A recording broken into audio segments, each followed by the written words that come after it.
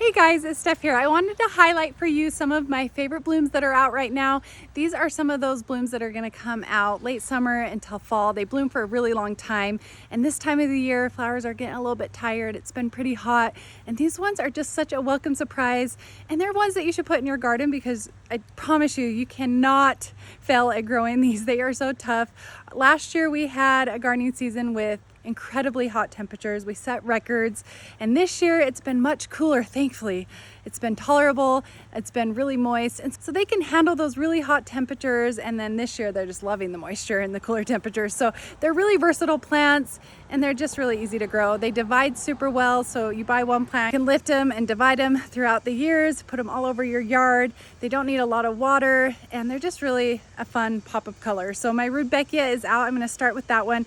So warning with this one, in certain climates, I know, I follow Red Dirt Ramblings. Anyway, she's a fun gardener. In her Oklahoma climate, I guess it's pretty invasive. So for me, I don't deal with that. I just get lots of beautiful blooms for a long period of time. If you're new to my channel, you know that a lot of these plants are first year plants. I have a lot of filling to do in all of my flower beds, but this is the one that I get so excited about. And I don't love yellow. There's not a lot of yellow in my yard, but I do love this Rudbeckia. How can you not love this plant? So I planted this one I didn't divide, so it's a little bit bigger, about 2 years ago. These ones are first year plants. So they really grow fast. They get about 3 feet tall.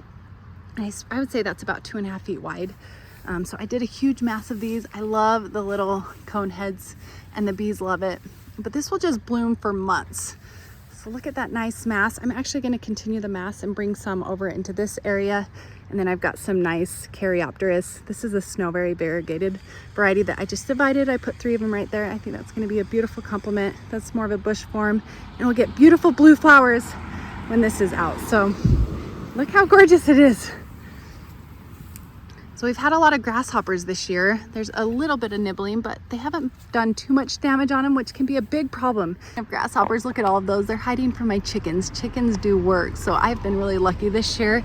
I haven't had as many grasshopper issues. But look at the way that just glows in the sunlight. So since they do grow fast, they do spread quickly, so give them a nice amount of room. The one con might be that you have to lift and divide them a little bit more often than your other perennials if you feel like it's just taking over too much.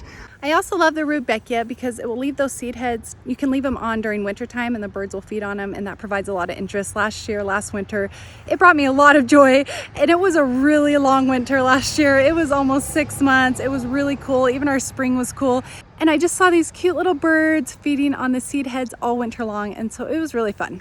So I have some little grasses that are going to fill in. So I think grasses pair really beautiful with the Rudbeckia. My Miss Molly butterfly bush has been kind of weird this year. I did cut it back. They don't love super cold winters, so I was glad it survived and it handled it just fine. So it's going to get tall, but this is a great companion plant with that Rudbeckia. This is going to get about 4 to 5 feet tall, so it's going to fill up this space and cover this chain link fence. But here's the next one I wanted to highlight.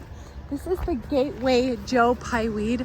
And doesn't that look gorgeous with that Rudbeckia and those grasses? As they fill in, everything's just gonna keep getting prettier and prettier. So what a beautiful pairing right there. But this is a fast grower. This is 2 years old. The grasshoppers absolutely love this bush, but that's okay because look at all of the bees. I think this probably has more bees than any of my other plants at the moment. And they're all bumblebees this year. It's been such a weird year. So look at that cool bee, and it's so cute. So there's a bunch right there. It's just going crazy over this bush, but it gets about 4, I think that's about 5 feet tall now. And it's spread to probably 4 or 5 feet wide. What a great bush. This is one of the toughest ones I have in my yard. And when it's not blooming, it's really cool. There's so much interest before those blooms come out. And then when it's done blooming, it looks really nice too. So this is definitely one you should put in your yard to have interest all of the gardening season. Before I move on to the next perennial, I just wanted to add, I forgot to mention that Rudbeckia is the Gold Sturm variety, which is my favorite one at the nursery. There are a lot of varieties out there, but this one is just so reliable. The colors last forever, and it's just so vibrant. And then this Joe Pieweed is cold hardy down to zone 4, and that Rudbeckia is cold hardy down to zone 3. So they're fairly cold hardy.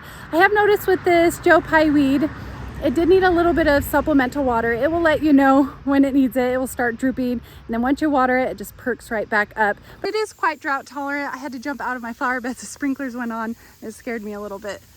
Okay, so I'm back at the end of my flower bed. This is another one that just divides like crazy. The deer won't eat it because it stinks. This is the Summer Beauty Allium. I actually had the Millennium Allium back there, but I don't love it nearly as much as the Summer Beauty. The color is not quite as bright and they're not as full and vibrant.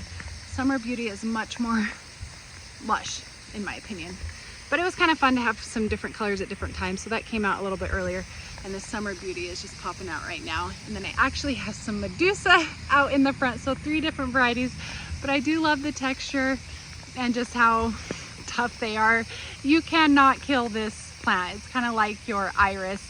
And I think it's so beautiful with that lamb's ear that goes strong all summer for me. I did remove and clean up a few dead ones. They've been getting more water actually than I would have liked.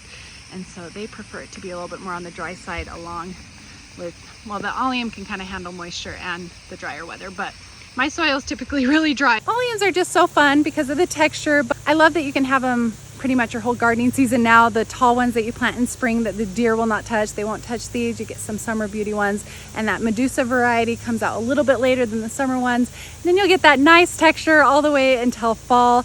I was maybe gonna put some grasses right there, but I wanted a little pop of color, and so I think that's a nice compromise.